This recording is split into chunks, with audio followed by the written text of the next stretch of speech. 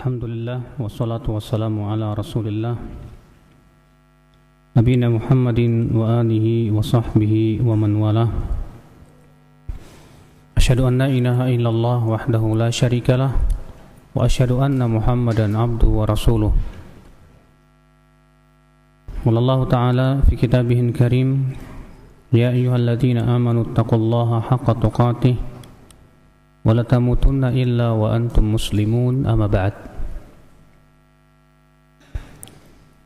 Ayo ikhwah, kita melanjutkan kajian kita masih di surat Asy-Syams ya. Dan kemarin kita telah menjelaskan tentang pentingnya tazkiyatun nufus, itu pembersihan jiwa. Lalu Allah Ta'ala berfirman, kadzabat samudu bitaghwaha idzim ba'atha ashqaha faqala lahum rasulullahi naqatallahi wa suqiyaha fakadzabuhu fa'aqaruha fadamdama 'alaihim rabbuhum bidhanbihim fasawwaha wa la yakhafu 'uqbaha. Kadzabat Samudu bitaghwaha. Kaum Samud mendustakan dengan taghwaha. Apa yang dimaksud dengan taghwaha? Sebagian ulama mengatakan dari kata tughyan, yang artinya melampaui batas, ya taghut. Sebagian mengatakan seperti Muhammad bin Ka'ab, bitaghwaha artinya bi ajma'iha. Artinya kaum Tsamud semuanya mendustakan Rasulullah, yaitu Nabi Saleh alaihissalam. Dan makna pertama kata Ibnu Qayyim itu lebih kuat dari kata tagha, bitaghwaha. Kadzabat Samudu bitaghwaha. Kaum Tsamud itu mendustakan karena mereka melampaui batas, karena kesombongan mereka. Ayat ini akhi menunjukkan bahwa sebab suatu kaum itu mendustakan ayat-ayat Allah Subhanahu wa taala karena yang pertama yaitu al-kibr, kesombongan mereka. Kesombongan. Kaum Tsamud bersombong diri, sombong terhadap ayat-ayat Allah, sombong terhadap Nabi Saleh alaihissalam. Maka kesombongan itu yang menyebabkan mereka mendustakan ayat-ayat Allah Subhanahu wa taala. Yang kedua karena hawa nafsu. Karena tughyan, melampaui batas itu diantaranya karena hawa nafsu. Seseorang yang mengikuti hawa nafsunya, ia melampaui batasnya. Allah mengatakan kadzabat Samudu bitaghwaha. Kaum Samud itu mendustakan ayat-ayat Allah akibat daripada perbuatan mereka yang melampaui batas. Akibat mereka melampaui batas, Allah jadikan hati mereka itu tertutup sehingga akhirnya mereka mendustakan ayat-ayat Allah. Kata Al-Imam Ibnu Katsir, fa'aqabahum dzalika takdziban fi qulubihim bima ja'ahum bihi rasuluhum minal huda wal yaqin. Akibat perbuatan mereka yang melampaui batas, kesombongan mereka mengikuti hawa nafsu, maka Allah pun menjadikan hati mereka itu keras, tidak mau menerima ajaran yang dibawa oleh Nabi Saleh alaihissalam. Maka akhi azakumullah, tidak mungkin akhi orang yang sombong dan mengikuti hawa nafsu itu bisa mendapatkan hidayah. Sulit, kecuali kalau Allah menghendakinya. Makanya siapa yang ingin mendapatkan hidayah, berarti hal-hal yang bisa menghalangi hidayah itu harus dihilangkan. Kita buang kesombongan dan keangkuhan kita. Kita buang itiba'ul hawa karena kita mengikuti hawa nafsu. Dan kita jadikan bahwa kita itu betul-betul tunduk kepada Allah dan Rasulnya. Maka kalau kita bisa punya sifat tunduk, insya Allah Allah berikan kepada kita apa? hidayah. Tapi ketika kita sombong karena merasa diri kita punya kedudukan, punya harta, lalu kemudian kita pun melampaui batas, bagaimana kita akan mendapatkan hidayah dari Allah Subhanahu wa taala? Kadzabat Tsamudu bitaghwaha idzin ba'atsa ashqaha. Ketika bangkit orang yang paling buruk di antara mereka. Siapa itu? Kata Ibnu Katsir, namanya Qudar bin Salif. Dialah yang menyembelih untanya Nabi Saleh. Di mana ikhwatul Islam, Allah Subhanahu wa taala menyebutkan mereka dalam firman Allah yang lain dalam surat Al-Qamar ayat 29. Allah berfirman, "Fanadaw sahibahum fata'ata fa'aqar." Lalu mereka pun memanggil pemuka mereka yang bernama Qudar bin Salif ini. Dia orang yang sangat ditaati di kaumnya. Dia punya kedudukan tinggi dan orang yang mulia di kaumnya. Dan dia orang yang sangat sombong sekali terhadap Nabi Saleh alaihissalam. Maka kemudian orang ini pun pergi, untuk apa? Menyembelih untanya Nabi Saleh. Idzin ba'atsa ashqaha. Ketika bangkit orang yang paling buruk di antara mereka. Faqala lahum Rasulullah. Lalu kemudian berkatalah Rasulullah, yaitu Nabi Saleh, naqatallah, hati-hati kalian dengan unta Allah ini. Wasuqyaha, jangan kalian melampaui batas tentang minumannya, karena kan Allah memerintahkan kepada Nabi Saleh supaya unta ini dengan mereka berbagi hari. Satu hari khusus untuk kaumnya Nabi Saleh. Hari berikutnya untuk minumnya unta tersebut. Maka Nabi Saleh alaihissalam mengatakan kepada mereka, naqatallah, peliharalah unta Allah ini sebagai sebuah bukti keterangan hujah yang merupakan mukjizat Allah yang Allah berikan kepada Nabi Saleh alaihissalam. Wasuqyaha, dan jagalah hari-hari untuk minumnya. Fakadzabuhu fa'aqaruha, tapi rupanya mereka mendustakan Nabi Saleh. Lalu mereka pun menyembelih unta Nabi Saleh. Itulah ya akhi azakumullah. Suatu kaum ketika datang kepada mereka pemberi peringatan, sudah dijelaskan kepada mereka berbagai macam peringatan-peringatan, tapi ternyata apa yang terjadi, kaum itu malah mendustakan. Allah mengatakan, fadamdama alaihim rabbuhum bidzambihim fasawwaha. Maka Allah pun fadamdama alaihim, Allah murka kepada mereka. Bidzambihim, disebabkan dosa mereka tersebut. Karena dosa mereka itu mereka lakukan karena memang menentang. Bukan karena dosa karena terbawa oleh syahwat, Pak. Bukan dosa yang akibat daripada kebodohan, bukan. Tapi masalahnya dosa yang mereka lakukan ini akibat penentangan mereka terhadap Allah dan Rasulnya. Dilarang oleh Nabi Saleh, jangan menyembelih unta ini, tapi ternyata mereka sengaja ingin menyembelihnya. Maka Allah murka kepada mereka, ya akhal Islam azakumullah. Fadamdama alaihim rabbuhum bidzambihim fasawwaha, lalu Allah meratakan mereka. Wala yakhafu uqbaha, dan dia tidak takut, kata Allah Subhanahu wa taala, akibat daripada perbuatannya. Akibat daripada perbuatan mereka itulah kemudian Allah Subhanahu wa taala menurunkan azab yang pedih kepada mereka. Itulah ya akhi, nasib setiap kaum yang yang mendustakan ayat-ayat Allah, pasti Allah akan azab mereka, pasti itu. Namun Rasulullah SAW minta kepada Allah, di antara doa yang Rasulullah mintakan untuk umatnya, supaya umatnya tidak dibinasakan oleh Allah seluruhnya. Dan ternyata Allah mengabulkan doa Rasulullah SAW. Walaupun memang ada sebagian umat Islam akibat daripada dosa-dosa mereka, maksiat-maksiat mereka, Diberikan oleh Allah peringatan demi peringatan. Diberikan musibah, bencana, banjir, longsor, supaya mereka mau kembali kepada Allah Subhanahu wa taala. Akan tetapi ikhwatul Islam, tentunya itu bagi orang-orang Islam sebagai apa? Kafarat, ya, penebus dosa-dosa mereka. Sebagaimana sabda Rasulullah SAW, "Inna ummati ummatun marhumah."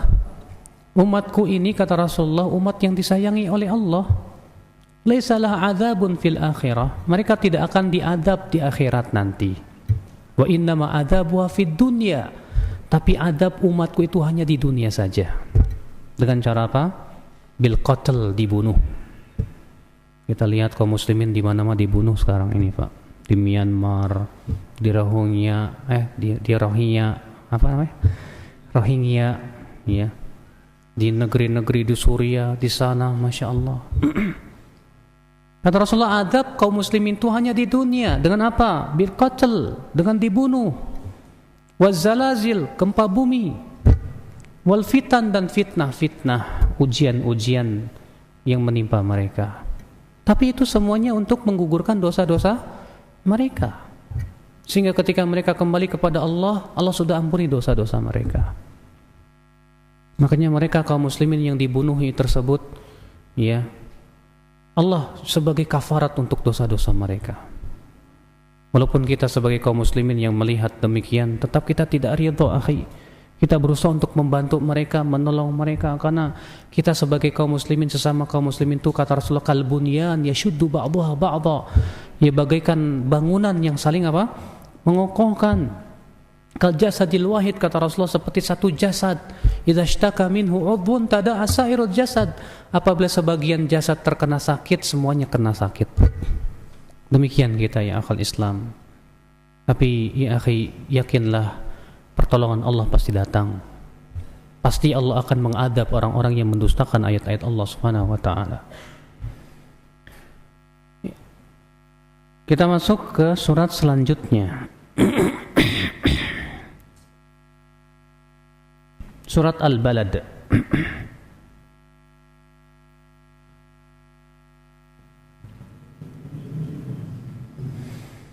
Allah Ta'ala berfirman, La uqsimu bihadzal balad wa anta hillum bihadzal balad wa walidin wa ma walad laqad khalaqnal insana fi kabad.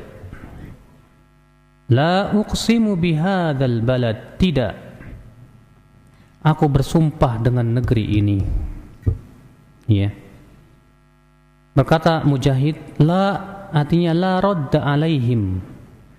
Ya, tidak ada bantahan untuk mereka. Tidak ada penolakan untuk mereka. Uqsimu bihadzal balad, aku bersumpah dengan negeri ini. Kata Ibnu Katsir, hadza qasamun minallahi azza wa jal. Ini sumpah dari Allah Subhanahu wa taala bi Makkah ummil qura, dengan Makkah. Fi hali kauni sakin fiha halan. Ya. Di mana keadaan orang yang tinggal di sana pada waktu itu. Yunabbih ala 'azamati qadriha fi hali ihrami ahliha, untuk memperingatkan tentang bahwa Makkah itu agung di mata Allah Subhanahu wa taala. Dan sudah kita pernah sebutkan, akhi, ya, kalau Allah bersumpah dengan sesuatu itu menunjukkan akan keagungan sesuatu tersebut. Allah mengatakan, tidak, aku bersumpah dengan negeri ini, yaitu negeri Mekah. Apa sih keistimewaan Mekah? Banyak. Yang pertama, Mekah itu adalah negeri yang paling dicintai oleh Allah. Rasulullah SAW sabda, ahabbul biladi ilallah Makkah. Mekah itu adalah negeri yang paling dicintai oleh Allah Subhanahu wa taala. Iya. Yang kedua, Makkah itu negeri haram. Iya. Dan yang mengharamkan Nabi Ibrahim alaihissalatu wassalam. Apa sih yang dimaksud dengan negeri haram, Pak? Artinya diharamkan padanya perbuatan-perbuatan maksiat. Dan perbuatan maksiat di kota Mekah itu lebih besar dosanya dibandingkan di luar kota Mekah. Kalau sholat di Masjidil Haram aja dilipat gandakan sampai 100.000 kali lipat, berarti dosa pun sama. Makanya hati-hati kalau antum pergi ke Mekah, ke Madinah untuk umroh, jangan sampai ya berbuat dosa. Kenapa? Dosa di sana itu lebih besar, Pak. Tapi terkadang godaannya besar juga, Pak, di sana itu. Ya, lagi umroh ngelihat akhwat cantik-cantik dulu, ya. Matanya jelalatan padahal dekat Ka'bah, luar biasa. Maka dari itulah ya akhwal Islam azakumullah. Ini keutamaan yang kedua, bahwa negeri Makkah itu termasuk negeri apa? Haram. Keutamaan yang ketiga, negeri Makkah ada padanya masjid yang pertama kali Allah bangun. Masjid apa itu? Masjidil Haram. Kapan Masjidil Haram dibangun? Dan siapa yang pertama kali membangun Masjidil Haram? Sebagian ulama mengatakan Masjidil Haram itu yang membangun para malaikat. Iya. Yang membangunnya siapa? Para malaikat. Sedangkan Masjidil Aqsa yang membangunnya Nabi Adam alaihissalatu wassalam. Dan Rasulullah mengabarkan bahwa jarak pembangunan Masjidil Haram dengan Masjidil Aqsa sekitar 40 tahun. Makanya orang yang mengatakan bahwa Masjidil Aqsa itu yang membangunnya Nabi Sulaiman salah besar. Iya. Masjidil Haram dibangun oleh para malaikat. Dasar-dasarnya telah diletakkan oleh para malaikat. Yang kemudian di zaman Nabi Ibrahim Allah menyuruh untuk menyempurnakan bangunan Ka'bah. Dan Masjidil Haram ini akan Islam mempunyai keistimewaan apa? Yaitu sholat di Masjidil Haram 100.000 kali lipat dibandingkan dengan sholat di masjid-masjid yang lainnya. Subhanallah. Makanya saya merasa heran ya dengan jamaah umroh yang lebih banyak tinggal di Madinah dibandingkan di Mekah. Ya, seharusnya kebalik. Di Mekah lebih lama dibandingkan di mana? Di Madinah. Kenapa? Kalau mau mencari pahala tempatnya di Mekah. Memang sih kalau masalah nyaman lebih nyaman di Madinah, Pak. Tapi kalau untuk besarnya pahala di Mekah lah tempatnya. Kenapa? Karena dengan kita banyak sholat di Masjidil Haram, 2 rakaatnya saja 100.000. Kalau antum memperbanyak sholat di situ, ya pulang-pulang udah dapat berjuta-juta. Ya pahala di sisi Allah Subhanahu wa taala luar biasa. Ikhwatul Islam azakumullah. Dan di situ ada Ka'bah. Di mana Ka'bah adalah rumah ibadah yang pertama kali Allah bangun. Inna awwala baitin wudi'a lin-nasi lalladzi bi Bakkah. Sesungguhnya rumah yang pertama kali Allah bangun adalah yang ada di Mekah, itu Masjidil Haram. Dan sudah saya sebutkan tadi ya bahwa yang membangun Masjidil Haram itu para malaikat. Dan ya akhi, Ka'bah itu kata Rasulullah itu bertepatan dengan Baitul Ma'mur yang ada di langit ketujuh. Ya ketika Rasulullah SAW di Isra Mi'rajkan dan Rasulullah sampai ke langit yang ketujuh, Rasulullah melihat apa? Baitul Ma'mur. Yang disebutkan kata Rasulullah, Baitul Ma'mur itu setiap harinya dimasuki oleh 70.000 malaikat. Kalau mereka sudah keluar, mereka tidak akan masuk lagi. Berarti setiap hari itu diganti oleh malaikat yang baru 70.000. Terus saja, Masya Allah. Iya. Ini menunjukkan Baitul Ma'mur, masjid yang atau rumah yang ada di mana? Di langit ketujuh itu tepat ya di Ka'bah. Di antara keutamaan Mekah bahwa Allah menciptakan bumi itu dari Mekah terlebih dahulu. Lalu kemudian Allah hamparkan dari Mekah ya menjadi bumi semuanya. Makanya disebut dengan Ummul Qura. Kenapa disebut dengan Ummul Qura? Ibunya negeri-negeri. Kenapa? Karena semua yang ada di bumi ini dihamparkan dari asalnya dari Mekah. Dari Mekah lah kemudian Allah hamparkan. Maka disebut dengan Ummul Qura. Nah, ini akhi azakumullah, jadi antara keutamaan kota Mekah. Maka kota Mekah ini subhanallah ya sangat istimewa di sisi Allah Subhanahu wa taala. Demikian pula kota Madinah. La uqsimu bihadzal balad. La uqsimu bihadzal balad. Tidak, aku bersumpah dengan negeri ini.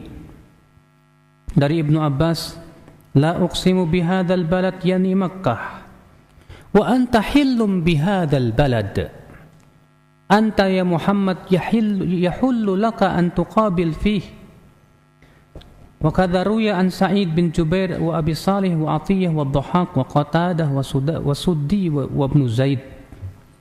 Ya. Artinya halal untukmu bagi engkau wahai Muhammad. Kata Mujahid, ma asabta fi fa huwa halalun lak. Apa yang kamu dapatkan padanya itu halal untukmu. Wa anta hillum bihadzal balad, kata Qatadah, anta bihi min ghairi harajin wal ithim. Artinya engkau tinggal di situ dengan tanpa ada kesulitan dan dosa. Ya. Al-Hasan Al-Basri berkata, ahallahallahu lahu sa'atan min nahar. Allah menghalalkan untuk Rasulullah kota Mekah beberapa saat dari siang. Jadi kata wa anta hillun bihadzal balad, ya, ada dua makna. Makna yang pertama artinya engkau tinggal di negeri ini dalam keadaan apa? Aman, sentosa, tentram, tanpa dosa. Dan makna yang paling kuat yang kedua ini yang disebutkan oleh para ulama, artinya negeri ini Allah halalkan untukmu sesaat dari siang. Kapan itu? Ketika Fatu Makkah. Iya.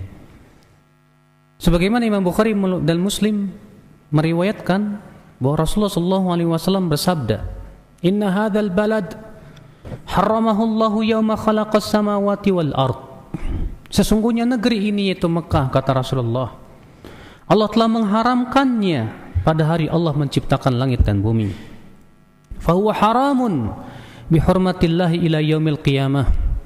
Maka Mekah itu haram dengan keharaman Allah sampai hari kiamat. La yu'dadu syajaruha wa la yuqtala khalah. Tidak boleh pepohonannya ditebang, tidak boleh duri-durinya itu dicabut. Wa innama uhillat liya sa'atan minan nahar. Dan sesungguhnya Mekah itu dihalalkan untukku sesaat dari siang saja. Itu ketika apa? Ketika Fatu Mekah, ketika Rasulullah SAW menguasai kota Mekah, dihalalkan untuk Rasulullah hanya sesaat dari siang itu. Waqad 'adat hurmatuha al-yawm ka hurmatiha bil ams. Dan keharamannya telah kembali pada hari ini sebagaimana sebelumnya haram. Ala falyuballighi syahidul ghaib. Hendaklah yang menyaksikan menyampaikan kepada yang tidak menyaksikan. Iya. Kemudian dalam satu riwayat yang lain Rasulullah SAW sabda, "Fa in ahadun tarakhasa bi qitali Rasulillah." Kalau ada orang yang berhujah, "Loh dahulu saja Rasulullah SAW memerangi Makkah, boleh dong kalau begitu saya memerangi Makkah." Ini waktu itu terjadi di zaman Hajjaj bin Yusuf.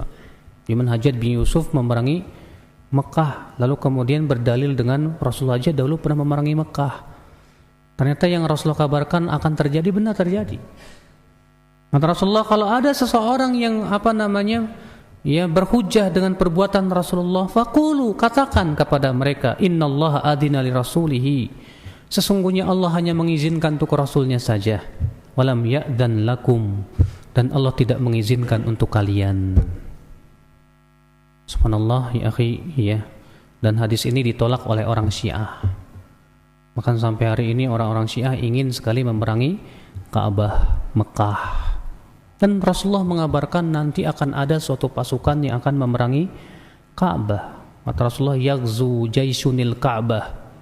Akan ada sebuah pasukan yang akan memerangi Ka'bah. Fa idza kanu bi baida'a minal ard, ketika mereka berada di sebuah tanah lapang. Yukhsafu bi awwalihim wa akhirihim. Tiba-tiba Allah tenggelamkan mereka dari awal sampai akhir. Itu nanti akan ada. Sekarang aja sudah banyak niat-niat ingin memerangi, termasuk itu kaum Houtsiyin yang di Yaman itu kan, mereka bercita-cita untuk menyerang apa? Ka'bah. Di Iran saja mereka membuat Ka'bah tandingan, Pak. Iya. Bahkan menurut keyakinan orang-orang Syiah Rafidhah, Imam Mahdi mereka itu nanti akan menghancurkan Ka'bah, memerangi Masjidil Haram. Subhanallah. Ya, itu Imam Mahdinya mereka. Kayaknya si Dajjal kali ya. Ya kan yang memerangi Ka'bah nanti Dajjal kan. Tapi kemudian Dajjal tidak bisa masuk kota Mekah dan Madinah, ya akhul Islam, azakumullah. Ikhwatul Islam, a'azakumullah. Kita lanjutkan. Wa anta hillum bihadzal balad, dan engkau halal dengan negeri ini, yaitu ya Allah halalkan untuk Rasulullah negeri ini sesaat dari siang ketika Fatu Makkah saja. Setelah itu diharamkan kembali. Wa walidin wa ma walad, wa walidin wa ma walad, dan apa yang melahirkan, dan demi apa yang melahirkan dan apa yang ia lahirkan. Wa walidin wa ma walad. Ibnu Abbas berkata, al-walid alladhi yalid. Al-walid itu artinya yang melahirkan. Wa ma walad, dan apa yang ia lahirkan. Al-aqir alladhi la yulad lahu, yaitu yang tidak bisa mempunyai anak. Ini penafsiran Ibnu Abbas, ya. Sementara Ikrimah berkata al-walid yaitu al-aqir, yang mandul. Wa ma walad alladhi yalid, yaitu yang bisa ia melahirkan. Mujahid, Abu Saleh, Qatadah, Dhahak, Sufyan Ats-Tsauri dan Sa'id bin Jubair, demikian pula As-Suddi, Al-Hasan Al-Basri, Khusayf, Syurahbil bin Sa'ad berkata, yang dimaksud dengan wa walid, demi ayah. Walid artinya Adam. Wa ma walad, dan apa yang ia lahirkan, yaitu keturunan Nabi Adam. Iya. Dan apa yang dipegang oleh Imam Mujahid ini adalah pendapat yang kuat, kata beliau. Kenapa? Karena ketika Allah Subhanahu wa taala bersumpah dengan Ummul Qura, itu Mekah, ya. Itu sebagai kota tertua, bahkan kota pertama di dunia. Bahkan itu adalah merupakan tempat ibadah yang pertama di dunia. Maka Allah sesuainya itu dengan manusia pertama di dunia. Siapa dia? Nabi Adam. Maka Al-Imam Ibnu Katsir mengatakan, ya, bahwa pendapat yang mengatakan yang dimaksud dengan wawalid, demi ayah, maksudnya Nabi Adam, itu sesuai dengan sumpah Allah dengan Mekah. Kenapa? Karena Mekah itu adalah merupakan kota paling tua pertama di dunia. Maka Nabi Adam pun manusia pertama di dunia. Demi Adam dan apa yang ia lahirkan, yaitu berupa anak-anak keturunannya sampai hari kiamat. Iya. Kemudian setelah Allah menyebutkan sumpahnya demi Mekah, demikian pula demi Adam dan anak-anaknya, lalu Allah Subhanahu wa taala menyebutkan jawabnya sumpah, apa yang diinginkan dari sumpah tersebut. Allah berfirman, laqad khalaqnal insana fi kabad. Sungguh kami telah menciptakan manusia dalam keadaan sempurna. Al-kabad ay al-istiwa wal istiqamah. Artinya penciptaan manusia itu istimewa. Iya. Artinya laqad khalaqnal insana sawiyan mustaqima. Artinya kami telah menciptakan manusia dalam keadaan sempurna. Sebagaimana firman Allah di dalam surat Al-Infitar, ya ayyuhal insan, ma gharraka bi rabbikal karim, alladzi khalaqaka fasawwaka fa'adalak. Wahai manusia, apa yang membuat kamu tertipu dari Rabbmu yang maha mulia? Padahal dialah Allah yang telah menciptakan kamu, lalu membuat kamu penciptaan kamu itu sempurna. Iya. Demikian pula firman Allah, laqad khalaqnal insana fi ahsani taqwim. Sungguh kami telah menciptakan manusia dalam bentuk yang paling bagus. Dan memang akhirnya manusia itu, ya, diciptakan oleh Allah sangat sempurna sekali. Ya, antum lihat bagaimana para dokter sampai detik ini tak habis-habisnya menemukan keajaiban-keajaiban yang ada dalam tubuh manusia. Tuh lihat, ya, dokter mata saja, spesialis mata selalu membuat apa? Tesis-tesis tentang mata, penemuan baru, itu baru mata itu. Ya, belum jantung, belum otak, belum yang lainnya, belum pembuluh darahnya, belum tulangnya, belum sendinya. Luar biasa. Ikhwatul Islam azakumullah. Dalam tubuh manusia saja ada 360 sendi. Satu sendinya saja fungsinya banyak sekali. Ikhwatul Islam, subhanallah, makanya manusia itu betul-betul diciptakan oleh Allah dalam keadaan apa? sangat sempurna ya akhi, azakumullah. Sementara Imam Mujahid mengatakan yang dimaksud dengan fi kabad ay nutfah, artinya sungguh kami telah menciptakan manusia dalam saripati air mani, ya, di mana manusia diciptakan dari air mani, ya. Thumma alaqah, kemudian berubah menjadi segumpal darah. Thumma mudghah yatakabbat fil khalqi, kemudian menjadi segumpal daging, lalu berubah menjadi manusia yang sempurna. Sementara Sa'id bin Jubair menafsirkan yang dimaksud dengan fi kabad ay fi shiddatin wa talabi ma'isyah. Sungguh kami telah menciptakan manusia fi kabad, artinya dalam kelelahan mencari harta dan ya kehidupan, cari nafkah, capek. Dan memang kita ya akhi, ya, di antara kita memang capek cari nafkah di dunia, cari duit, banting tulang. Ya, ada yang jualan bakso, ada yang masya Allah kerja di kantor, ya, ada juga yang ngelembur sampai malamnya pun gak tidur. Itu kenapa? Karena mereka memang dalam keadaan capek, lelah mencari dunia. Ini penafsiran siapa? Sa'id bin Jubair, ya. Dan sebetulnya ya akhi azakumullah, penafsiran ini tidak bertentangan. Dan penafsiran Sa'id bin Jubair ini juga didukung oleh penafsiran Al-Hasan Al-Basri, di mana beliau berkata al-kabad artinya yukabidu amran min umurid dunya, artinya ia bekerja keras untuk mencari dunia. Wa amran min amril akhirah, sebagaimana ia pun bekerja keras untuk mencari akhirat.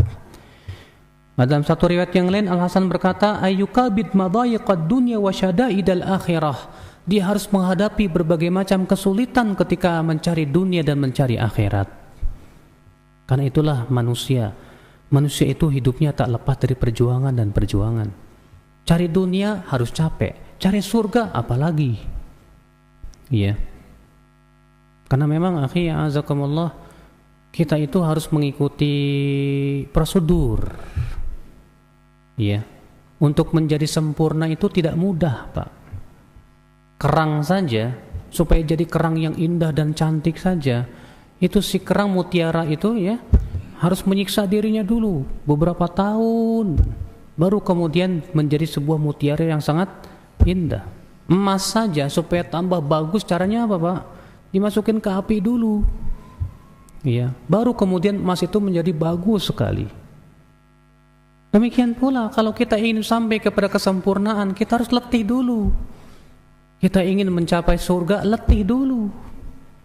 Allah berfirman, am hasibtum an tadkhulul jannah walamma ya'tikum mathalul ladzina khalaw min qablikum massathumul ba'sa'u wad-dharra'u wa zulzilu hatta yaqula ar-rasulu wal ladzina amanu ma'ahu mata nasrullah ala inna nasrullahi qarib. Apakah kalian menyangka kalian akan masuk surga, kata Allah, sementara belum menimpa kalian apa yang menimpa orang-orang sebelum kalian? Mereka ditimpa kesusahan dan kesulitan, sampai-sampai Rasul dan kaum mukminin berkata, kapan datangnya pertolongan Allah? Apakah kalian menyangka kalian akan masuk surga dengan santai-santai begitu, kata Allah. Allah juga berfirman, am hasibtum an tadkhulul jannah walamma ya'lamillahu alladhina jahadu minkum wa ya'lamas sabirin. Apakah kalian mengira akan masuk surga sementara Allah belum tahu siapa di antara kalian yang bersungguh-sungguh dan siapa yang sabar? Kalau kita kan bisanya menghayal, saya pengen masuk surga, tapi maaf saya nggak siap untuk diuji. Nggak mungkin, akhi. Iya. Untuk masuk surga itu harus menghadapi berbagai macam kesulitan. Menaati Allah itu tidak mudah. Iya. Terkadang ujian, cobaan, menerpa. Itulah memang manusia. Mencari dunia capek, mencari akhirat juga capek. Sama-sama capek. Tapi cari akhirat capeknya sebentar, nikmatnya luar biasa. Sementara dunia, setelah capek dapat dunia, kira-kira masih berlanjut nggak capeknya, Pak? Hah? Masih berlanjut. Ketika antum banting tulang dapat dunia, alhamdulillah sekarang jadi kaya. Tapi apa yang terjadi? Takut bangkrut. Iya, khawatir di masa depan saya nanti gimana. Ketika perusahaannya udah mulai kolab, wah stres sudah. Itulah dunia. Memang manusia itu selalu fi kabad, ya. Dalam keadaan apa? Susah, capek, mencari dunia capek, mencari akhirat pun capek. Tapi alhamdulillah, kalau untuk mencari akhirat walaupun capek, selalu Allah berikan kebahagiaan hati kepada seorang mukmin. Iya, betul. Ya, ketika seorang mukmin capek menghadapi berbagai macam rintangan, tapi ketika dia mengharapkan pahala, selalu tersenyum dia. Ketika ditimpa musibah, dia bersabar dan menyerahkan semuanya kepada Allah. Iya. Ketika ia diberikan kesenangan, ia tahu ini hisab. Segera ia pun berusaha untuk bersyukur dan mengeluarkan infaknya. Akhul Islam, ma'azakumullah. Laqad khalaqanal insana fi kabad. Dan sudah kita sebutkan tadi apa yang dimaksud dengan apa? Kabad. Sebagian ulama mengatakan kabad itu artinya manusia diciptakan dalam keadaan sempurna. Sebagian ulama mengatakan yang dimaksud dengan kabad artinya ya yaitu bersusah payah untuk mencari dunia, demikian pula bersusah payah untuk mencari akhirat. Lalu Allah Subhanahu wa taala berfirman, "Ayahsabu alla yaqdiru alaihi ahad." Apakah ia manusia mengira bahwa tidak ada seorang pun yang akan bisa berkuasa atasnya? Kata Al-Hasan Al-Basri, yakni, "Ayahsabu alla yaqdiru alaihi ahadun ya'khudhu malahu." Apakah dia mengira tidak ada orang yang bisa mengambil hartanya?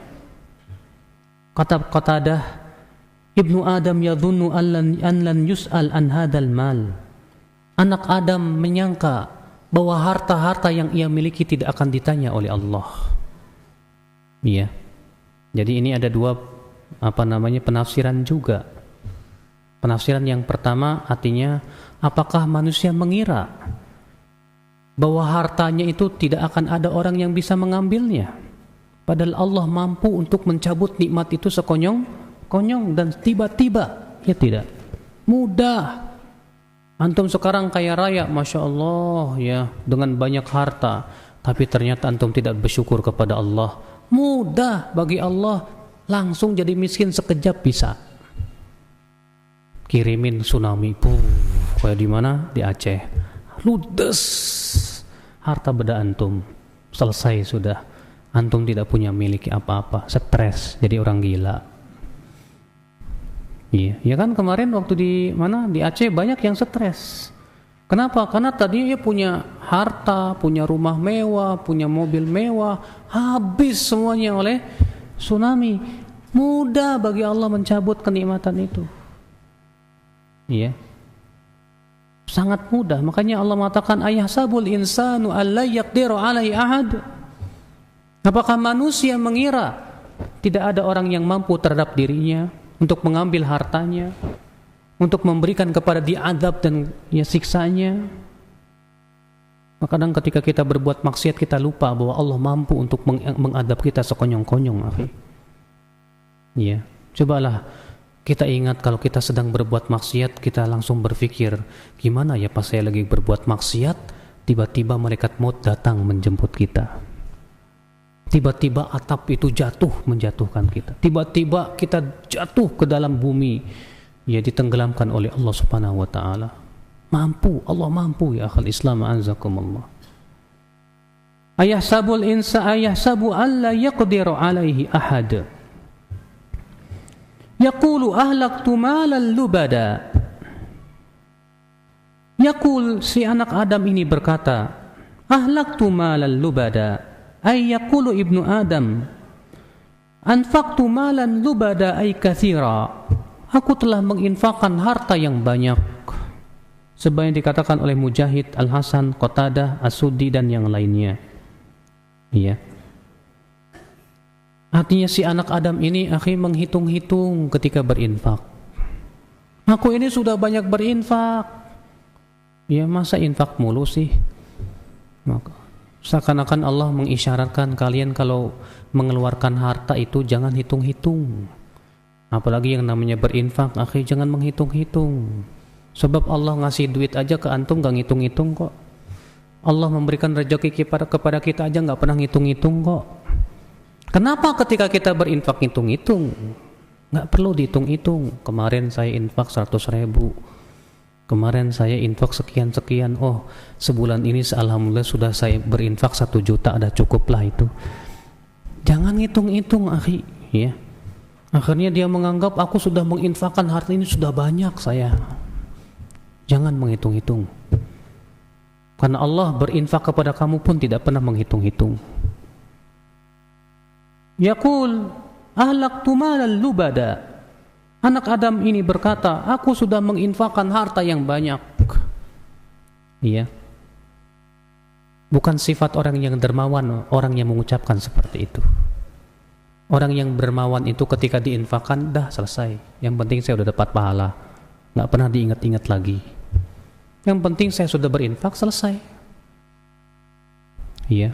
Makanya ya akhi, kita terhadap harta itu kalau bisa seperti ludah.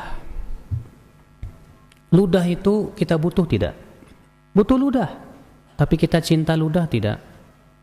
Kalau kita mengeluarkan ludah, sayang nggak? Duh, sayang banget nih ludah dikeluarin. Ketika kita mengeluarkan ludah, kita ingat-ingat nggak tuh ludah? Nggak juga. Tapi kita butuh kepada ludah? Butuh. Kita pun juga butuh harta. Kita perlu kepada harta, sangat memerlukan harta. Tapi kalau bisa kita jangan sampai harta itu disimpan di hati kita. Dan ketika kita mau berinfak, nggak perlu kita sayang, merasa sayang. Aduh, ya ini harta kan saya sudah capek-capek menghasilkannya, masa begitu saja seenaknya saya kasih fakir miskin. Jangan akhi. Yang penting, yang paling kita pikirkan adalah apa? Pahalanya di sisi Allah subhanahu wa ta'ala yang besar. Allah mengatakan yaqulu ahlaktu malal lubada. Anak Adam itu berkata, aku telah menghabiskan harta yang banyak, ya, menginfakkan harta yang banyak. Ayahsabu allam yarahu ahad. Apakah dia mengira tidak ada orang yang bisa melihatnya? Padahal Allah selalu mengawasi gerak-geriknya. Maka dari itu, akhi azakumullah, coba tanyakan kepada diri kita, di mana tempat yang tidak bisa dilihat oleh Allah? Di mana tempat yang terluput dari pandangan Allah Subhanahu wa taala? Setiap perbuatan kita, walaupun kita bersembunyi di tempat yang paling tersembunyi, Allah Maha tahu. Tapi terkadang seringkali kita ketika bersendirian, tidak ada orang yang melihat, kita berani berbuat dosa. Ya. Padahal kata Ibnu Abbas, hai anak Adam, jauhilah dosa.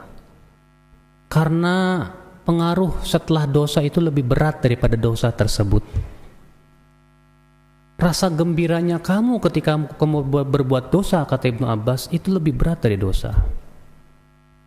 Rasa sedihnya kamu ketika kamu terluput tidak melakukan dosa, itu pun lebih berat daripada dosa. Dan takutnya kamu terhadap angin untuk membuka pintu kamu ketika kamu berbuat maksiat, itu lebih besar daripada dosa. Terkadang kita lebih malu kepada manusia daripada kepada Allah. Di saat kita sendirian, tidak ada orang yang lihat, kita berani berbuat maksiat, sementara Allah senantiasa melihat kita. Tapi ketika ada orang, kita ketakutan. Padahal Nabi Yakub berkata kepada kaumnya, ya, kata Nabi Yakub apa kepada kaumnya? Ya, wahai kaumku, apakah kaumku itu a'azzu alaikum minallah, lebih kalian takutkan daripada Allah Subhanahu wa taala? Jangan sampai akhi, ya, kita lebih malu kepada manusia, lebih takut kepada manusia, di saat sendirian kita menjadi orang yang tidak takut kepada Allah. Abu Daud meriwayatkan dalam sunannya, kata Rasulullah, nanti pada hari kiamat ada seorang laki-laki yang akan datang membawa pahala-pahala sebesar gunung Tuhama. Kemudian tiba-tiba pahala-pahala itu dihancur leburkan oleh Allah. Lalu kemudian ditanya, hai Rasulullah, siapa dia? Merugi sekali, hai Rasulullah. Kata Rasulullah, hum qaumun ya'khuduna minal lail kama ta'khudun. Mereka orang-orang yang melewati malam sebagaimana kalian lewati. Walakinnahum ya idza khalau bimaharimillah intahakuha. Tetapi mereka itu apabila bersendirian dengan keharaman Allah, mereka berani melanggarnya. Rupanya takwanya itu di saat di hadapan manusia saja. Tapi ketika dia sendirian, dia seakan-akan menganggap Allah tidak tahu. Dia seakan-akan menganggap Allah tidak melihat. Maka ia pun dengan serta-merta ia berbuat maksiat dan tidak ada rasa takut kepada Allah Subhanahu wa taala. Ya, berbeda kata para ulama kalau dia berbuat maksiat itu karena terdorong oleh syahwat lalu dia bertaubat kepada Allah. Dengan orang yang ketika di depan orang kelihatan takwa, tapi ketika sendirian enggak takut sama sekali kepada Allah. Maka orang seperti ini masuk dalam hadis tadi. Na'udzubillah. Makanya Allah mengatakan ayahsabu allam yarahu ahad. Apakah manusia mengira tidak ada yang melihat dia? Tuh lihat orang-orang yang korupsi itu, Pak, masuk dalam ayat ini. Kamu yang korupsi ngambil uang, ya, nggak ada orang yang tahu. Kamu kira Allah tidak tahu? Dan bagi Allah mudah untuk membongkar aib kamu, gampang bagi Allah itu. Ya. Sepintar-pintarnya kamu menyembunyikan perbuatan dosa kamu, Allah lebih pintar. Dan Allah lebih mampu untuk membongkar aib kita. Gampang. Maka dari itulah ya akhal Islam azakumullah. Allah di sini mengingatkan, ayahsabu allam yarahu ahad. Apakah manusia mengira tidak ada yang bisa melihatnya? Semoga kita termasuk orang-orang yang selalu takut kepada Allah Subhanahu wa taala. Dan insyaallah kita lanjutkan surat Al-Balad ini pada pertemuan yang akan datang. Ini saja, subhanakallah bihamdik, asyhadu an la ilaha illa anta, astaghfiruka wa atubu ilaik. Wassalamualaikum warahmatullahi wabarakatuh.